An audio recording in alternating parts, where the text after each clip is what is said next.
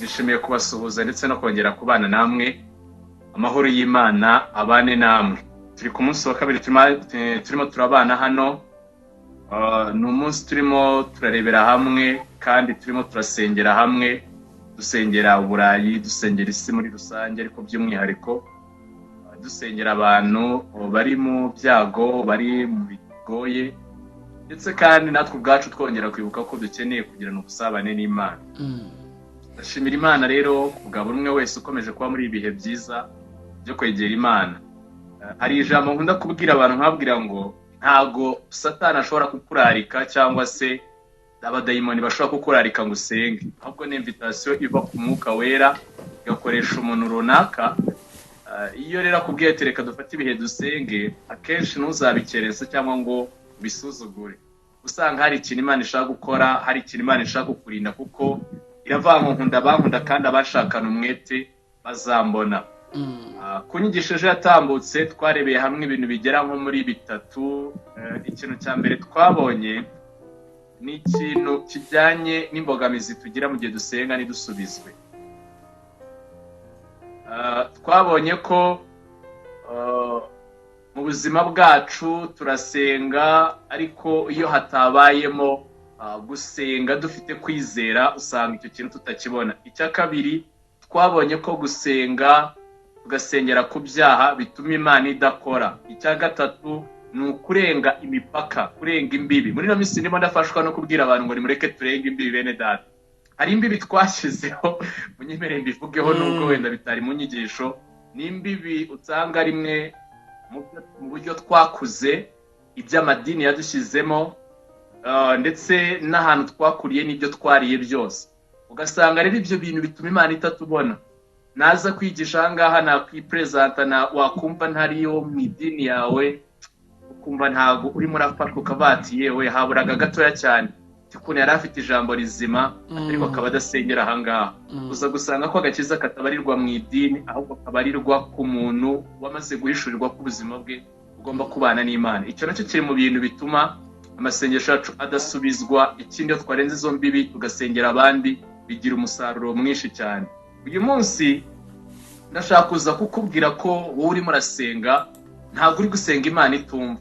Hari umuntu usenga agakubita amasengesho y'umunsi wa mbere, akakubita iminsi 3, 7, 21, 70, 120, akabona ntabwo Imana imusubije. Ariko ndagira nkubwire ngo hari igihe Imana igaceceka kubera ko yo ishaka kugaragaza ubumana bwayo. Amen. Ko ishobora byose, ishobora byose, nawe ushobora kurogoya imigambi yayo ikakwihorera, ikagutinza ahantu, ariko ifite ukuntu izagutebutsa.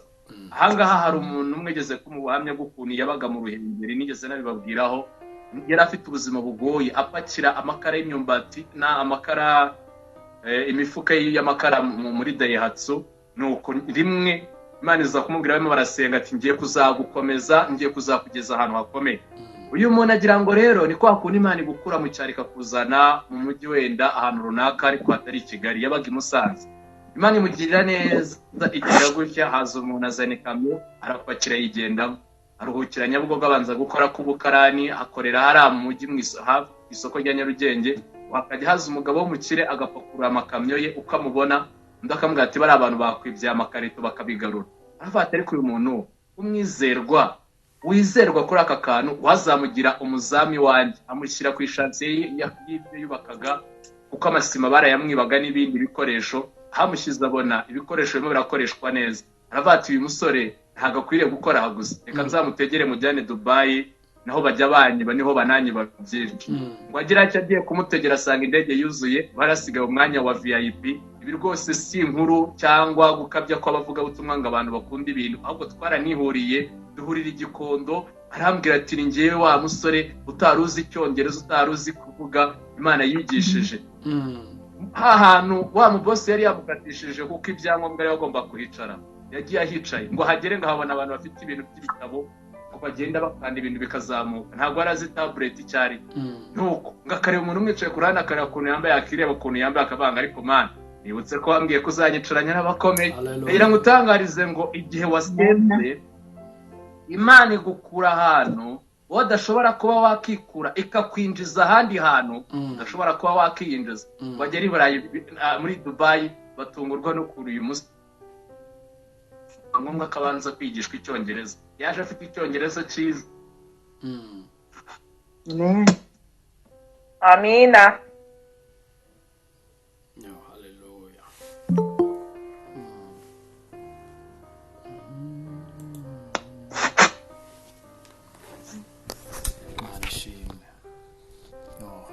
Imana imugirira neza. Uyu munsi rero ndashaka kuza kukubwira ngo Imana iri kumwe nawe.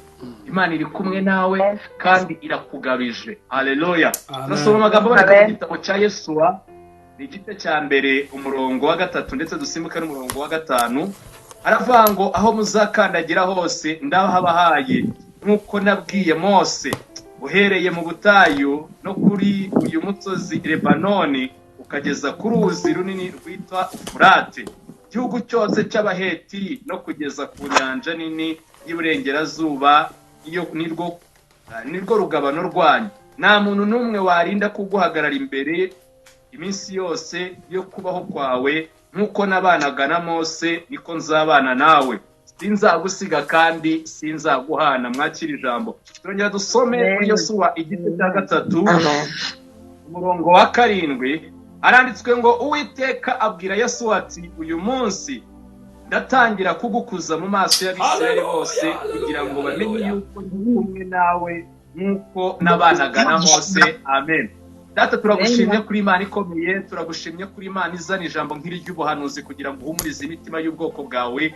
Turagushimiye ko kandi ngo mbere yuko umwana w'umuntu atekereza gukora, wowe wari umuzi. Uravuga ngo nzabana nawe, nzagenda nawe, sinzagusiga sinzaguhana. Kandi ndagusaba ikintu kimwe, unyumvire. Turagushimira ko udushoboza kukumvira mu ntege nke zacu, ukanihanganira za ntege nke zacu. Nyemera kano kanya rero ubane natwe, umuntu wese ugiye kumvira ijambo ndetse nuza kuryumva rizana impinduka mu buzima bwe, rigira urwego rumukuraho rimugerera ahandi hantu rimugeza. Tuzi ko nawe ubasha kurogoya imigambi yawe. Tangirana natwe ukomeze rero ubane natwe muri byose mu izina rya Yesu.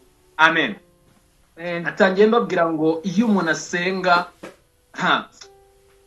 baravanga ngo akenshi iyo usenga bakoresha impango nagasengera nagasiragira, ariko basa nkaho batabivuga neza. Buriya iyo umuntu asenga niyo yahura n'ibibazo, ntago ajya apfa kwitiranya ibintu. Oya, aravuga ngo ibi byaje kubera ko Imana yabyemeye. Kandi ibintu nkunda kwibabwira, iyo ikintu Imana yacyemeye iravuga ngo mwana wawe, iki kintu winjiyemo cyangwa iki kintu kikugezeho, ndabizi ko imbaraga zawe zingana gutyo. Niyo mpamvu natanze Kristo ngo guha imbaraga, Imana ikakuzuza imbaraga. Hari abantu uyu munsi wa none bujujwe imbaraga muri ibi bihe kubera ko bagize igihe cyo gusenga. Amasengesho yabo ababera nko gufata amafaranga ukagenda ukadepoza muri banki, igihe cyazagera ukagenda urotiraho dukeya. Babona ari nkeneye utungutu. Kubera iki? Barasenze, babitsa ahantu umwanzi atabasha kubikuza. Amina. Uzi kugira ngo ubitse ahantu umwanzi atagera, uzi kugira ngo ubitse ahantu uzavuga ngo hari igihe nzibukwa, kubera ko wabaye imbere y'Imana, kubera ko wabaye imbere y'Imana, kubera ko wabanye n'Imana, kubera ko wahishuriye ko ikubwira ngo mwana wanjye, erega ntago nzagusiga kandi sinzaguhana, ahubwo ndi kumwe nawe. Ndabyibuka igihe kimwe nigeze gusenga, narabuze amafaranga y'ishuri, igihe byasaga nkaho bikomeye. Ndasenga nabata, ariko Mana wandengera koko nkuko wajyaga undengera kera. Numva ijwi rirambwiye ngo kera nakurengeraga bitewe n'ahantu, ariko uyu munsi ndaza kukurengera bitewe n'indi mpamvu. Icyo gihe sinzi ikintu nakoze gikora ku mutima w'Imana. Imana iranyishimira, irandengera. Ariko nagira ngo ubwire ngo birashoboka ko mu minsi yatambutse wigeze gutabarwa wasenze, ariko uyu munsi ukaba waracitse intege, waracogoye. Iyo umuntu acogoye rero yarigeze kugira ibihe byiza byo kubana n'Imana, hajya habaho ikintu cyo kongera kubyuka. Iyo Imana yakubyukije ikemera ko bwa buzima rurimo ubuhagurukamo, ndagutangariza ngo ntabwo ibuzwa kukugirira neza. Nta n'uwabasha kuyikoma mu nkokora, kubera ko izi urugendo rwawe. Nakunze ijambo muri Zaburi rivuga ngo Uwiteka Imana yawe, izi myicarire yawe, izi mihagurukire yawe, izi miryamire yawe, izi migendere yawe, umurokore yujujwe. Aravuga ngo n'agashishi ku rutare rw'umukara ngira akareba ikakitegereza ikakamenya. Amina. Kubera iki kamenya? Ni ukubera ko nta wundi wakamenya. Ni ukubera ko kari mu mugambi w'Imana. Ni ukubera ko ariko yakaremye. Kandi kuba yarakaremye gahari kugira ngo gatange cyangwa se gaheshe Imana icyubahiro. Nibibuka ko nako ikazi bituma uvuga ngo ndabizi neza ko nanjye itazansiga kandi itazamana. Amagambo twasomye ni amagambo akomeye cyane. Ni amagambo avugwa ku muntu witwa Yosuwa. Yosuwa yagendanaga na Mose amutwaza ibitabo, ariko Yosuwa ntabwo yari azi ko igitondo kimwe yahabwa inshingano zo gukora umurimo ukomeye wo gukura Abisiraheli mu butayu wabambutse. Ndagira ngo nkubwire ko nawe wavutse udafite isezerano ry'uko uzakora umurimo w'Imana runaka. Wavutse udafite ntabwo wari ubizi muri wowe, ariko ku Mana byari bihari biteguye yuko nimara kugera hano ku isi hari ikintu uzakora, hari ubuzima uzabamo bugahesha Imana icyubahiro. Ubu buzima ahubwo nibwo njya nibaza ngo mbese ni ubuzima bw'ibibazo gusa cyangwa hari n'igihe cy'ibisubizo? Ese mu buzima bw'ibibazo Imana bigaragaza ko ari inyantege nke ku mibereho yacu mu gihe dutekereje ko itaduhaye ibyo twifuzaga, cyangwa ubwo turushaho kubona ko Imana yemeye ko ibyo biba kugira ngo ubuzima bw'Imana bukomeze bugaragare muri twebwe? Nkunda kubwira abantu ngo nubona ibibazo bikomeje kuba byinshi uzegera Imana, n'ibisubizo nibiza bikaba byinshi ntuzareke kwegera Imana, kuko uko wegera Imana ni kubona izindi mbaraga. Gusenga tuhabonera imbaraga. Dufite abantu tubana nabo haba mu rugo haba mu murimo w'Imana bahora bafite ikintu bita ibikwasi, bahora bafite ibintu bagomba kudutega ngo nitugera hariya dusitare, kandi twasenganaga bavuga ngo yo mbega kuntu agaragaye yo. Kandi mu by'ukuri aba bantu bakitwikira izina ry'Imana, bakaba bazi ko ari Imana bakorera, ariko bafite ukuntu bahemana, bongorerana mu byongorero, bagacana ikintu navango niba nabyita gucana inyuma cyangwa se gucirana imanza n'ibindi, ariko bakibagirwa ko mbere y'uko muhura cyangwa mumenyana wari mu mugambi w'Imana kuruta uko wari uri mu bitekerezo byabo. Wari mu mugambi w'Imana kuruta uko wajya muri proje zabo, kubera ko uyu mugambi w'Imana ku buzima bwawe ni mugari. Nubwo benshi babona ko isa nk'iyagutaye, ariko hari ikintu yakuvuzeho.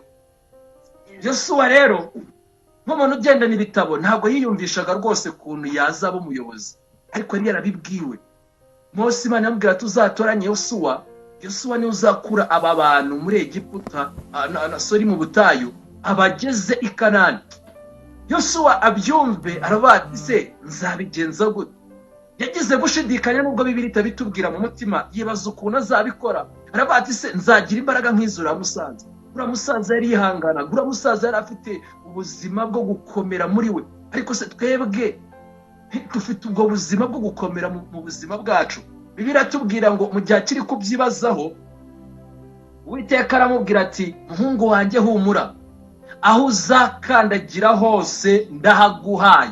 Ndagira ngo uyu munsi wa none wo nkurikire kano kanya utangire ukorere muri autorite y'ijambo rikubwiye ngo Imana ikugabije aho uri. Imana ikugabije aho uri. Byakire we wakiriza imbaraga z'ijambo zikubwira ngo Imana ikugabije aho uri. Ndagutangariza ko nta handi hantu Imana izakugabiza uretse aho uri, kuko aho ngaho wakandagiye Imana ishobora byose niho igiye gukorera ibimenyetso n'ibitangaza mu buzima bwawe, kugira ngo abantu bamenye ngo uyu muntu yakoreye Imana, uyu muntu yasenze Imana, uyu muntu yashatse Imana. Niyo mpamvu imutabaye, niyo mpamvu imugiriye neza, niyo mpamvu imuteturuye, niyo mpamvu mu gicuku cya nyuma yariraga, mu gitondo tukumva indirimbo y'amazamuka. Haleluya! Muririmbyi Umwuka aravuga ngo nubwo harimo abarira hari Imana ije guhoza, nubwo harimo abataka hari Imana ije gutabara. Uzikurinda Mana we, uzikurinda, ugira neza bugacya bukira, ugira neza Mana, ugira neza bugacya bukira, ugira neza Mana we. Mana uri Mana Mana ho wankuye, Data ho wankuye. Ndagira ngo utangarize ngo hari abantu Imana yagiriye neza, ibagirira neza ititaye ku mateka y'ubuzima bwabo, ibagirira neza ititaye aho bakomoka, ibagirira neza ititaye ku byo bafite, ahubwo kubera uwo batunze uri muri bo, ugendana nabo, utabasiga, utabahana, utabatesha agaciro, ahubwo wari uvuga mwana wanjye komera ndi kumwe nawe. Ndagira ngo utangarize ngo uwo nguwo niyo tuvuga, akatubwira ngo muhumure, hari igihe cyo gukuzwa kigiye kugerwaho, hari igihe cyo kuzamurwa, kubera ko waragenze ntiwacika intege, waragenze urihangana, ugeze igihe cyo gucika intege uhagara muri Yesaya 20:29, uravuga ngo mwami nzi neza ko ari utanga imbaraga, nzi neza ko ushobora byose nta kibasha kurogoya imigambi yawe, n'uyu munsi ndawuguhaye, n'ubuzima bwanjye ndabukweguriye, komeza unyobore. Birabati mbega umuntu uhishuriwe, ubwo amenye neza ko iby'uru rugendo bitoroshye, reka nanjye nze mufata akaboko. Hari abantu bagombaga kuba bagufata ukuboko muri byabi, hari abo wiringiye waka inkunga y'amasengesho bagusezeranya ibintu batazasohoza, ariko ndagutangariza ngo iyi Mana usenga yo ntago izigera igusezeranya ibintu itazasohoza. Yaravuze ngo yewe Yeremiya we uruzi iki, ngo yitegereze ngo aravanga Uwiteka ngo nduzi inkoni y'umurinzi, ngo Imana iramubwira ngo iyo nkoni y'umurinzi uzi icyo ishatse kuvuga, nguhaye ubutware ndetse n'uburinzi bwanjye bugiye kuri wowe, kuko naguhamagariye gukiranuka, naguhamagariye kugira ngo ukure abantu mu byaha, kubera ko wabaye igikoresho cyanjye. Ndagutangariza ngo Imana igiye gukora ibintu bikomeye, igiye gukora ibintu bikomeye, nubwo ubona ko bidakomeye ariko bigiye gukomera, bigiye gukomera. Yesu yamubwira ati nabanye na Mose, ntabwo yagomba kongera kumugira muri detaye ngo imubwire ngo Mose twabanye gutya dukorana gutya nuku, kuko yarabirebaga. Natwe uyu munsi dufite amateka y'ukuntu mu myaka yatambutse cyangwa mu bihe byatambutse yabanye natwe, ntabwo iri bwongere ngo itwigishe itubwire ngo bigenda gutya bikorwa gutya, ahubwo umva ukuntu Imana ivuga, igiye kutwereka ubuzima butandukanye n'ubwo twari tumenyereye, kuko aya masengesho twasenze yarumvishijwe, aya masengesho twasenze yarumvishijwe, kandi kumva gusenga kwacu kugiye gutuma Imana ikora, kubera ko yaravuze ngo nzabana nawe, nzagendana nawe, nuca mu mazi ntazagutembana, nuca mu muriro ntuzagutwika, ndetse kandi ntaki nukuvuga ngo uzabyinjiramo ariko ndi kumwe nawe ubikuremo ubundi buhamya. Maze biri bivuga neza abango abaca muri iyo nzira, kubera ko bafite imbaraga z'Imana mu mitima yabo, kandi bakaba bafite inzira zijya mu ijuru. Iyo bageze muri cya gikombe cyitwa Baka, bahindura ahantu h'amasoko imigisha, ngo ndetse kandi imvura yaho, bya bibazo byaho, za ntambara zaho, haleluya, nkundi ijambo pe, ngo rituma bagira ubuhamya bushya. Ndagutangariza ngo ugerera kugira nawe ubuhamya bushya kubera Imana, ugiye kugira ubuhamya bushya kubera Imana. Tugaruke ku magambo twasomye muri Yosuwa igice cya 3:7. Havuze ngo Uwiteka abwira Yosuwa ati uyu munsi ndatangira kugukuza mu maso y'Abisiraheli bose, kugira ngo bamenye yuko ndi Uwiteka nk'uko nabanaga na Mose. Ndagira nkubwire ko gusenga kwawe kugiye gutuma hari ibintu Imana ikora. Hariho n'abantu wajya gusengera ukabasengera ubona nta kintu kizima cyavamo, ariko kubera ko Imana yumva, ari Imana isubiza, igiye gukuramo ikintu kizima, bagaruke bavuga ngo hari Imana yawe ni gute twatangira kuyishaka, kubera ko Imana yanze agasuzuguro kari ku bana bayo, yanze agasuzuguro k'abantu bari gutuka abitiriwe Imana, babikora mu buryo bwiza, mu buryo buzima, kuko yamaze kubatoranya bashyira ku ruhande bisobanukiwe. Haleluya. Bibiliya avuga ngo Yesu Imana yatangira kuza.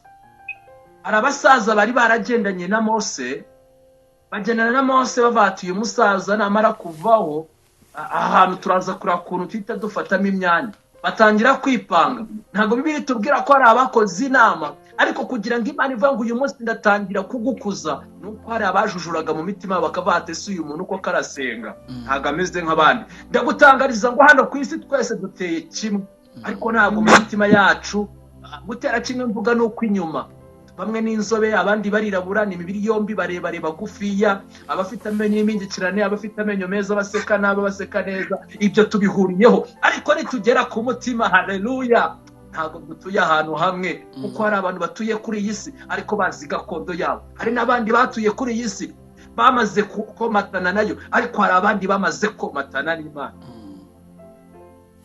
Iyo wamaze kumenya umwami ukorera, ntabwo ajya areba ibyo abantu bavuze. Ujya usenga akakumvira hafi. Yarabivuze muri Zaburi, aravanga bicisha bugufi bakemera kumva ibyo mbabwira, ngo mbumvira hafi cyane, ngo ariko umuntu w'umutima w'ubwibone ngo murebera kure. Kubera iki?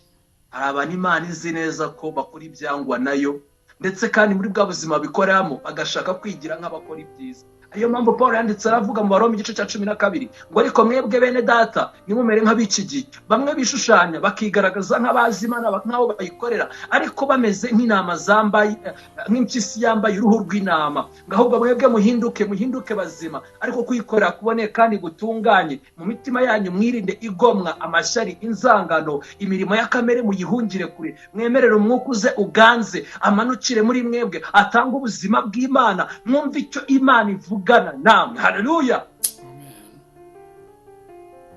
Yesuwa, Imana yamubwira ngo ndatangira kugukuza, nawe menya yari afite amakuru. Arabasi Imana itangira kunkuza, aba basaza nzabacikana gute? Nzababwira ngo ibi nibi. Imana ishyiraho strategy z'ukuntu bari buze kwambuka Yorodani. Bibiliya tubwira ngo mu gihe ngo batekerezaga ngo turabigenza gute, ngo marayika w'Uwiteka abonekera Yesuwa amuha plani z'urugendo. Ngo noneho bageze ahantu bagomba kuza kugota i Yeriko, ngo marayika yongera kumuha izindi plani zo kuhasenya. Ngo basaza baravati dufite abasore b'imigirigiri bafite ibisore bibigango, bagenda bagatangira gutera amabuye. Yesu aravuga ati muhumure, muri ku rugamba Uwiteka arutegure kandi arurwane. Ngo marayika w'Uwiteka akubitana Yesu aramubwira ati ni wowe Yesu? Ati kwetura inkweto zawe. Ati nazi kwetuye. Ati ese nawe uri mu bacu? Ati ndi umugaba w'ingabo z'Uwiteka. Haleluya. Ndagira nkubwire ngo iyi Imana iguhamagaye ikagukura ahantu mu byaha, reka bari ko mvuga, ariyo Egiputa, ikakwinjiza mu buzima bwo kwemera kuyoborwa nayo, ntabwo ikuzana gusa ahubwo ikuzanana n'ibindi byose uzakenera muri urwo rugendo. Ariyo mpamvu ishyiraho uburyo ugomba gusoma ijambo, igashyiraho gahunda nk'ingi ukurikirana inyigisho nk'izi zigusubizamo imbaraga, zigukangura kugira ngo ubeho mu buzima bwo gusenga kandi bwejejwe, maze nujya imbere y'Imana uze kuza kuba nta kintu na kimwe ishinja, ahubwo ufite amashimwe yuzuye. Aha rero Imana kuko ibizi ko ibyo byose uzabikenera, ijya imenya buri kintu cyose uzakenera, ikaguha umumarayika ukugenda iruhande ukuyobora. Iyo umuntu yamaze gutakaza ubusabane n'Imana, iyo yamaze kugwa mu byaha akanga kuvamo, akumva inzira ze mbi nizo yishimiye, niyishimire guhugurwa no gucyahwa k'Uwiteka, ndagutangariza ngo ajya agera ahantu akibagirwa ko Imana inavuga, agasigara bati ni mugende iby'iyo Mana mugende mubibwira abandi, je simbyemera sinanabishima. Ariko ndagutangariza ngo uyu munsi wa none yakujije Yosuwa, ikamubwira ati Yosuwa ndatangira kugukuza mu maso y'Abisirayeli. Irimo iravugana n'umutima wawe, ikakubwira ngo nawe hari ahantu igiye kugukura, hari n'ahantu igiye kugushyira, hari urwego igiye kukugezaho, kuko yitwa Imana ishobora byose. Birashoboka ko utabyizera nk'umuntu, birashoboka ko utabyumva bitewe n'ahantu uri, ariko ndagutangariza ngo ububabare n'umuhangayiko n'agahinda ndetse n'ibyo urimo urahura nabyo uyu munsi wa none ntago bishobora gukuraho umugisha wawe, ntago bishobora gutuma Imana idakora kubera ko wabinyuzemo, ahubwo kubinyuramo ugakomeza kugira imbaraga z'Imana. Haleluya. Bizatuma ukomera no gukora kw'Imana kuze guhamiriza abapinze ko ibyo ukora ari byo, babona imbaraga z'Imana. Amen. Amen. Amen. Amen. Amen. Amen. Yehoshafati ngo yicaye ngo yitegereze, bamuha amakuru, baramubwira tuzi n'ikindi, Abamoni, Abamowabu n'Abayebuzi ngo baraguteye. Noneho ngo abyitegereze, aravuga ngo si ibi bishoboka gute ko aba bantu baduteye baje bafite imbaraga ari benshi. Hari ikintu cyamukunze we, ngo Yehoshafati, umwami Yehoshafati abwira Abayuda bose ngo mwari muzi ibanga dusigaranye rimwe ryonyine, ngo nukujya gushakira ubutabazi ku Mana. Haleluya. Ndagira ngo igihe urebye hepfo ukareba ruguru bikanga, ukareba hasi bikanga, wareba hejuru ibango hari ahantu hamwe sigaje kureba mu ijuru honyine. Nureba hejuru uzabona gutabarwa kuvuye ku Mana. Muririmbyi umwe aravuga ngo nduburira amaso yanjye ku misozi, gutabarwa kwanjye kuzava gutabarwa kwanjye kuva ku Uwiteka waremye isi n'ijuru bagenzi. Iyo wamaze gukura amaso ku bibazo byose bikuzengurutse, waragize ukavuga ati nzi neza ko hari Imana ishobora byose, ugatumbira ijuru. Ndagutangaza ngo iri juru riratabara. Hari aho twatumbiriye abantu, twiringira abantu, bakirigita amarangamutima yacu, badusezeranya amasezerano ameze nk'iki se, nko kwandika ku musenyi. Umuraba uje bya bintu banditse urabisiba, kubera ko twiringiye abantu. Ariko iyo wiringiye Imana nijye gukoza isoni. Twiringiye yo ishobora byose. Ngo abwira abayuda biyiriza ubusa, ngo barasenga, ngo batangire gusenga, ngo ariko ngo arababwira ngo nimusenga hari ibintu bimwe tuza kwibutsa Imana. Mwibuke ko Imana yavuze ibi n'ibi. Batangira kwibutsa Imana ibyo yavuze n'ibyo yabasezeranije. Ndagira nkubwira ngo nusenga nukibutsa Imana imirimo yagukoreye, ahubwo ujye wibutsa icyo Imana yakuvuzeho. Amen. Yavuze kuri umutwe utari umurizo. Jya wibutsa Imana amasezerano ashingiye muri Bibiliya. Yavuze ko itazagusiga kandi itazaguhana. Yavuze ko izabana nawe hakonje, hashyushye, bikomeye, byoroshye. Jya wibutsa Imana ibyo yavuze, nukibutsa ibyo yakoze, kuko ibyo yabikoze kubera impamvu n'ukuntu mwari mubanye. Birashoboka ko uyu munsi atari kukibanye nayo, ariko hakaba hari ubundi buzima ubanye nayo. Kubera ko imbaraga cyagiye wari ufite zitandukanye n'izo ukeneye uyu munsi wa none. Abadayimoni baguteraga niyo barazaga ari 60, uyu munsi wa none birashoboka ko wabohereje 6,000. Ntukeneye imbaraga z'imyaka yatambutse, ahubwo ukeneye izindi mbaraga zirushijeho. Yehoshafati batangira gusenga. Imana ivugira mu kanwa k'umuhanuzi, iravuga ngo nimwumve ko Uwiteka Imana ivuze ngo byashoboka ko uru rugamba muzi ko rwaba ari urwanyu, ngo ariko nimwumvire hejuru kivuga ngo urugamba n'urw'Uwiteka Imana isumba byose. Ndagira ngo mubwire ko uru rugamba turi kurwana narwo, humura witinya, n'urw'Uwiteka Imana isumba byose. Amen. Noneho ngo bakimara kubyumva baravuga ubwo Imana itubwiye ko urugamba ari urwayo, mureke twe twikorere amateraniro turamye Imana. Yehoshafati aravuga ngo nimunshakira abacuranzi beza babyigiye, nimunzane n'abaririmbyi mubakubita ibyuma hari, dukubita umuziki turirimbira Imana. Ngo batangire kuzamura ngo mana nkuko wafashaga basogokuruza, ngo bazamure bakomeza babwira Imana ngo natwe muri iyi minsi.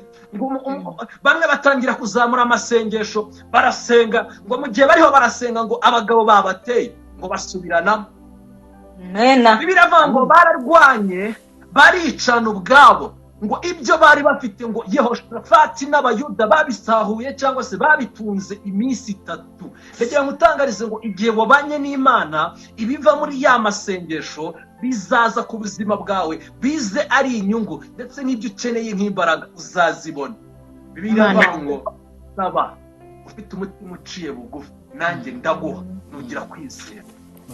Unguzo rwo kujya imbere y'Imana tugasubizwa ni umutima uciye bugufi kandi wizeye, wemera kubabara no gutanga imbabazi no gusaba imbabazi, wemera kubaho ubuzima bugendanye n'icyo Bibiliya ivuga.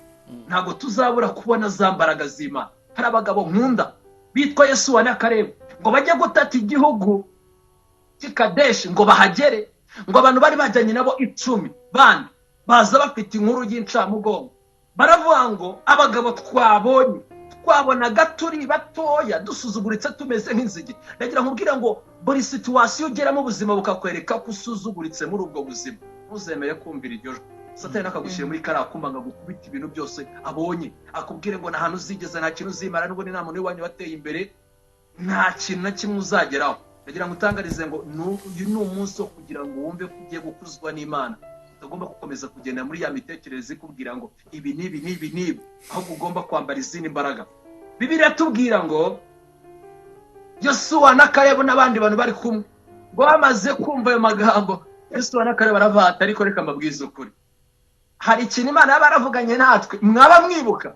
Babagabo ati turatibuka rero, si yavuze ko izadukura muri Egiputa mu maboko ya Farawo, ati none si yahadukuye, ati yewe, ati ariko bari abagabo twabarebaga tukabona dusuzuguritse turi batoya, hari abagabo barebare.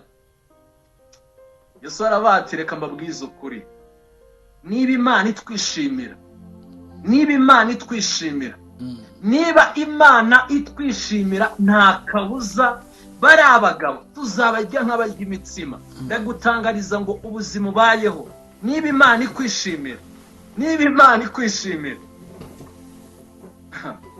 nta kabuza, nta kabuza, nta kabuza. Reba ahubwo ubuzima ubayemo, niba Imana ikwishimira, reba niba Imana ikwishimira, reba niba Imana ikwishimira. Reka nongere mbisubiremo ngo mbese Imana yaba ikwishimira? Kubera ko hari ahantu bigera ugasanga bitewe n'ubuzima n'imibereho utangiye gushidikanya, utangiye kumva Imana yaragutaye, ariko kuguta kwayo kubonera hehe mu gihe ugihumeka umwuka w'abazima?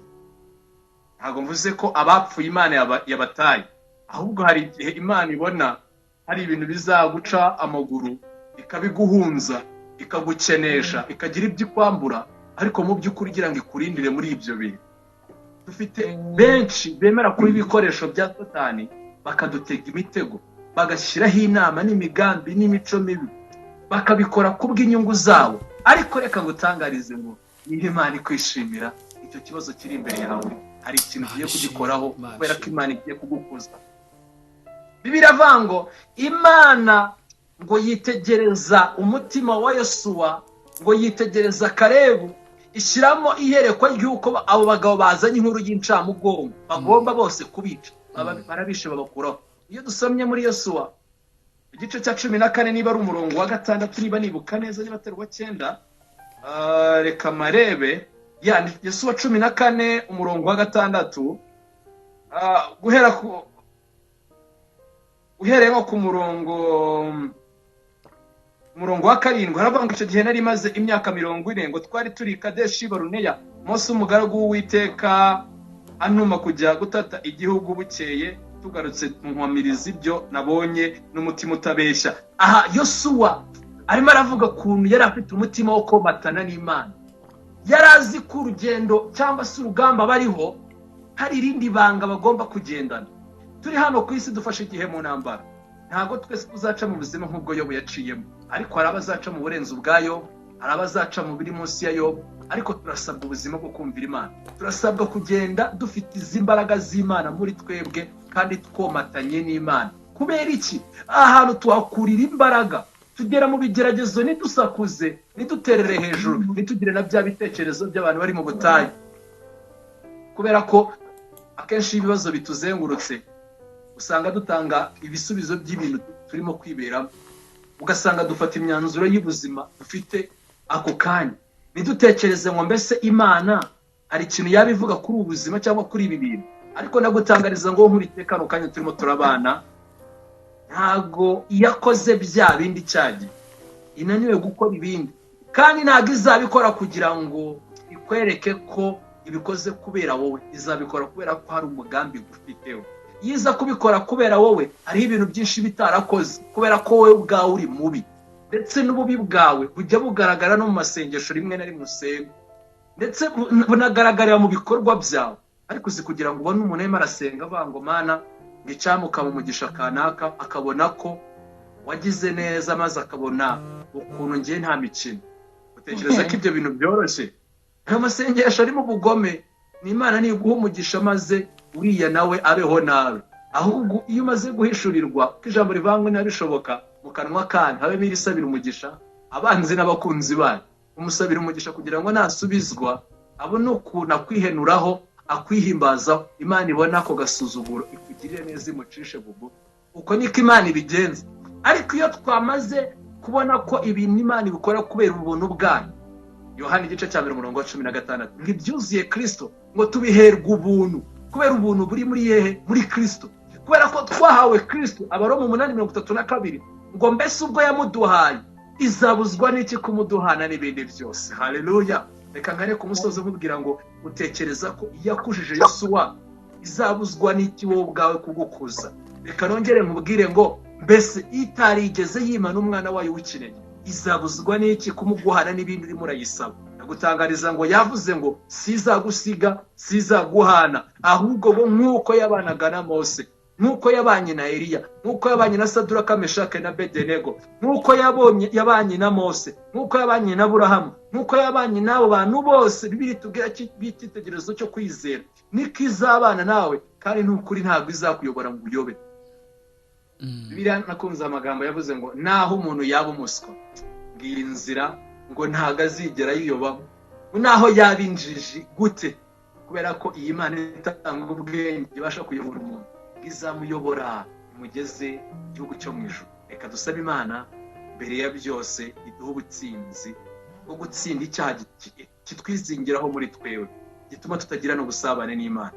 Dusabe Imana imbaraga zo gukomera muri buri bihe turimo, dusabe Imana imbaraga zo kutibagirwa aho yadukuye, dusabe Imana imbaraga zo gutsinda ndetse no kurushaho kuyumvira uko bwije n'uko bukeye, tukanga kumvira amajwi ya Satani. Satani arongorera. Dushobora no kuba twari turi hano mu materaniro ukurikiranye inyigisho ukagera ahantu akakongorera akakubwira ati ariko buriya koko ibi bintu nawe urabyemera, ukurikije ahantu wanyuze, ukurikije n'ibintu urimo uracamo, ubuse koko Imana izagukiza iriya ndwara, ko n'abaganga bavuze ko bidashoboka, ko ndetse n'abakanaka byanze, ko twumvishe uko byagenze. Ndagira ngo utangarize ngo nta ndwara Imana idakiza.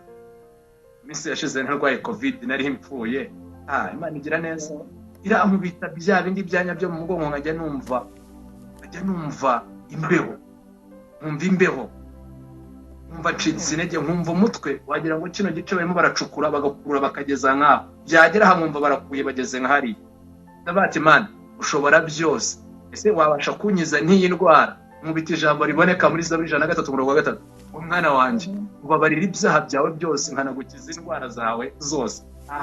Ntangiye gusasa imigeri abango, ariko uzi neza ko mu mibyimba ya Kristo ariho mukirira, kuvuga amaraso ye ariho mukirira. Ndagutangariza ngo birashoboka ko uyu munsi hari uburwayi waba ufite utari wakira, ariko ntawe uvumira itararenga, nta mvura idahita kandi nta joro ridacya.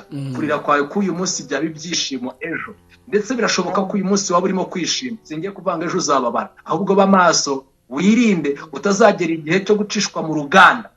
Ngenda koresheje ijambo rivuga ngo uruganda, waba ugeze mu gihe cyo gupimwa no kuyungururwa kugira ngo uze kuvamo ufite ubundi buryohe, ufite iyindi gu y'Imana ishaka kugira ngo abagutuye iruhande, abo mugenda nabo mukorana baze kugusoromaho iyo mpumuro nziza.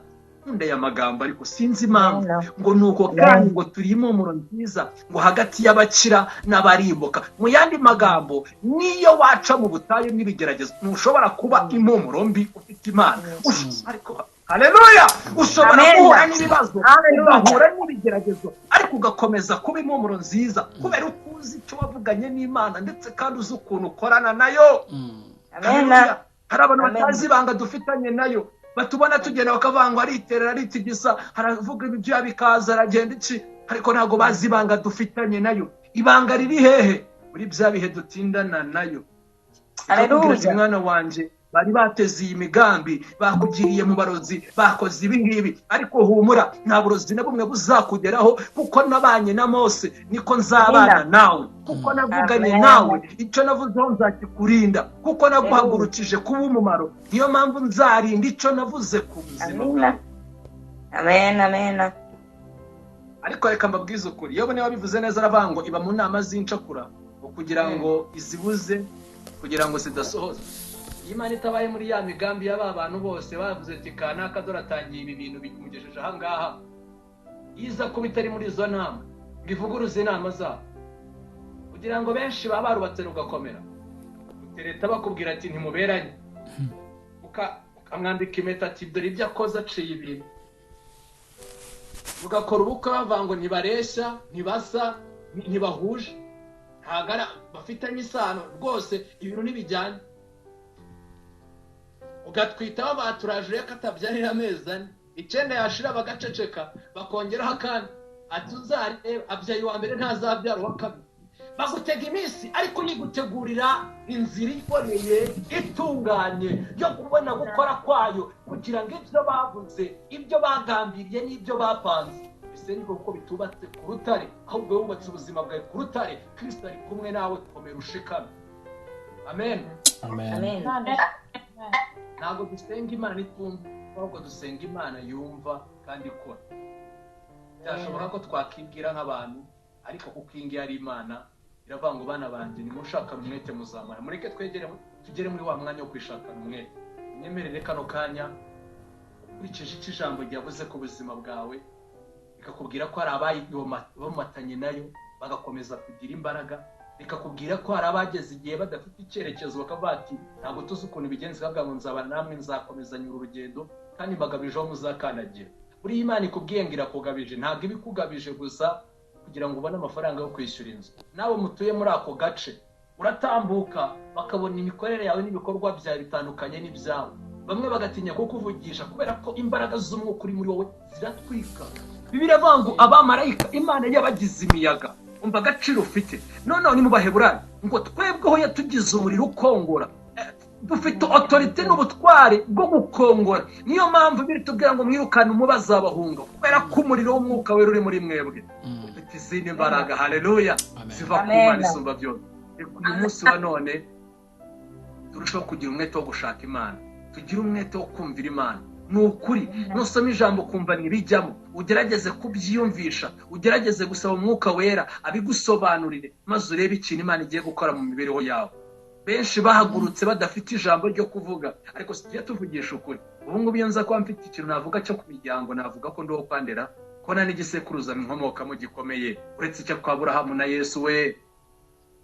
Kandi nta kintu na kimwe mfite gifatika. Yewe ntabwo ari njye gusa, hari n'abandi bankurikiye n'abandi turi kumwe badafite ibintu bifatika byahehe, ariko kubera ko Imana yavuze ngo reka ndeme umwana w'umuntu aze hano ku isi agire autorité, hagira ubutware. Haleluya. Dufite ubutware duheshwa n'uyu mwami. Ubwo butware nibwo butuma dukora umurimo w'Imana, nibwo butuma tuba imbere y'Imana, kubera ko tuzi neza abo turi bo. Niyo mpamvu tuzi naho tujya. Ariko iyo umuntu atari yamenye iyava ntabwo amenya iyajya, ariko asobanukiwe iyava akamenya iyajya, amenya ibyo yirinda mu nzira ye, amenya ibyo akora mu nzira ye. Ndavugana n'umutima wawe nkakubwira ngo ongera uhindure bimwe bitanezezaga Imana, ubikunje ubizinge, nurangiza ubijugunye. Ubwira Imana ngo Mana nje kugira ngo umpindure umutima mushya. Uyu mutima mushya Imana irawukeneye muri wowe, kubera ko ishaka kugira ibintu gukoresha. Ntabwo ishaka kugukoresha gusa usengera uburayi, ishaka kugukoresha usengera isi. Isi iri mu kaga, nubwo turi kubona tujya tukanywa tukabyuka tukambara, ko kubikirwa n'icuraburindi n'umwijima ukomeye, ubusambanyi bwinshi ku mbuga nkoranyambaga, ingo zisenyuka uko bwije n'uko bukeye, zitwa ko ari iz'abantu basenga, bikajya ku karubanda bikaba ibindi. Ariko Imana ikavugana n'umutima wacu ngo hari abantu bayimenye, aribo bayisobanukiwe, bazi imikorere yabo, igiye gukoresha iby'ubutwari. Akira gukoreshwa iby'ubutwari n'Imana, wakire kugenda nayo bundi bushya, wakire izindi mbaraga, wakire ubutsinzi bw'Imana. Nyemera dusengane aho uruce bugufi. Niba nkurikiye kano kanya uri mu kazi kawe, uri mu cyumba cyawe, uri mu bintu urimo urakora, kubw'icyubahiro cy'iri jambo ry'Imana ritari iryanjye, ritavuye no mu bwenge bwanjye, maze unyemerere dusabe Imana izindi mbaraga, dusabe Imana ubundi bwenge, dusabe Imana kuyoborwa n'uyu mwuka wera, kuko abayoborwa n'umwuka wera nibo bana b'Imana, kandi abafite ubwenge bw'Imana bahishurirwa imitego y'umwanzi Satani, ndetse kandi abafite imbaraga z'Imana bakoresha impano zabo. Ariko impano ntabwo zijya ziyoborwa, ahubwo imbaraga z'Imana ziri muri bo zibuyobora impano z'Imana. Sinzi niba ubyumvishije. Hari abantu batangiye bafite impano, ariko kubera ko babuze imbaraga z'Imana habayeho impinduka, impano iraganza, imbaraga z'Imana zirashira, basigaye bameze nk'ibyapa biyobora abagenzi. Turasaba Imana ngo ibiturire. Data turagushimye, uri Imana ikomeye kandi igira neza, uri Imana ivuga rimwe ndetse kenshi, uri Imana itanga andi mahirwe, uri Imana ishumbosha, uri Imana ivuga igatanga ihumure ku mitima y'ubwoko bwawe. Mwami waravuze ngo nukurerega ibyo nibwira mbagira ngo ni byiza si bibi. Natwe turagushimiye ko ibyo uhora utubwira kandi ugambirira wifuza kutugirira ari byiza. nyemera kano kanya umuntu wumvishije ijambo birashoboka ko ari abatari bakira agakiza, birashoboka ko ari abacitse intege, birashoboka ko ari abatakuzi ndetse batigeze banakumenya, hari n'ababivuyemo bigeze kubimenya, ariko abo bose mwami bazamuye muri iri sengesho vuga ngo wowe mwami utanga imbaraga, reka wongere ubuzuzemo imbaraga, abatari bakizwa ubaha agakiza, abacitse intege ubongera imbaraga, abakomeje mu rugendo bakomeze mu mbaraga zawe, ndetse kandi urushaho kugenda mwami uduha ubwenge. Dukeneye ubwenge muri iki gihe kugira ngo tumenye uko twitwara, tumenye ibyo tuvuga n'ibyo dukora. Dukeneye kuyoborwa n'umwuka wawe kugira ngo tubashe guhishurirwa. Ni ukuri mu Byahishuwe 3:18 haravuga ngo nudukora ku maso tuzareba, ngo ndetse kandi mwami nukora ku myambaro yacu ngo tuzabona imyambaro myiza iboneye, ngo kandi ni ukuri by'ukuri mwami ngo imirimo yacu izaba ifite gukiranuka kuko twamaze guhishurirwa icyuri cyo mu buzima bwacu. Reka buri umwe wese aguhishurirwe, reka imbaraga zawe ziganze, reka gukora kwawe kuganze. Ntago nibagiwe abihebye, abacitse intege, abarwayi, abafunze, abari mu bibazo bigoye ndetse byinshi cyane. Ndahamagara izina ryawe nk'uko wumvishe gusenga kwa Yehoshafati, wari ubonye ingabo zimugose ngo zari nyinshi cyane, ngo ndetse nyinshi cyane cyane pe.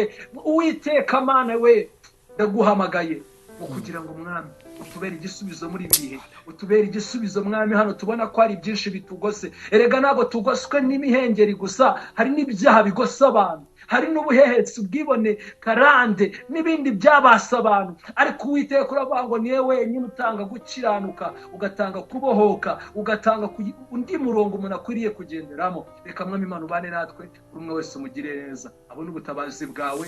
Umuyobozi w'uyu murongo umuhe umugisha, umwagura umushyigikire, abamushyigikira mu ivugabutumwa, abashyigikira ivugabutumwa, abamusengera bose mwami bashyize mu biganza byawe, ngo amaboko yawe mwami abane nabo mu byo bakora byose, bagukirwa batera imbere kandi ubashyigikire muri byose. Urakoze kuko ubikoze kandi uvuganye natwe, ukabuduhumurije, ukatubwira ngo tuzakanagira hose uzabana natwe. Ngo ukuri kandi ugiye gutangira kudukuza. Reka mwami Imana habeho gukura mu mwuka, habeho gukura muri business, habeho gukura mu bifatika, habeho gukura muri byose mu izina rya Yesu. Reka utugirire neza, turagushimye mu izina rya Yesu. Amen. Amen. Nakoze nishimiye kongera kubana namwe.